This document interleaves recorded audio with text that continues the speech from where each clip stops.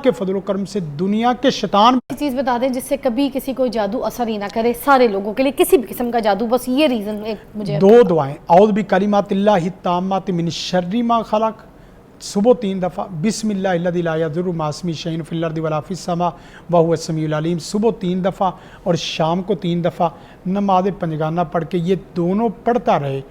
अच्छा, दोनों सूरतें तीन मरतबा, दो तीन दफ़ा, और एक है सूरत फातिहा, आयतुल कुर्सी और सूरत इखलास, कुल हुवल्लाह। ये एक एक तस्वीर रोज़ाना कर ले, अल्लाह के फजल करम से दुनिया के शैतान भी उसको छोड़ जाएंगे। आयतुल कुर्सी, फातिहा, सूरह फातिहा, आयतुल कुर्सी और कुल हुवल्लाह इखलास, अव्वल आखिर दुरूद शरीफ ना पढ़ना भूल गए। इसमें दो चीज़ें मैं भी ऐड कर देता हूँ। एक यह है कि हदीस में भी आता है कि जिस घर में 40 दिन तक सूरत बकरा पढ़ी जाती है उस घर से शैतान भाग जाता है और दोबारा नहीं आते। माशाल्लाह। तो या तो खुद अगर पढ़ लें, नहीं तो घर में आजकल ब्लूटूथ डिवाइसेस मौजूद हैं।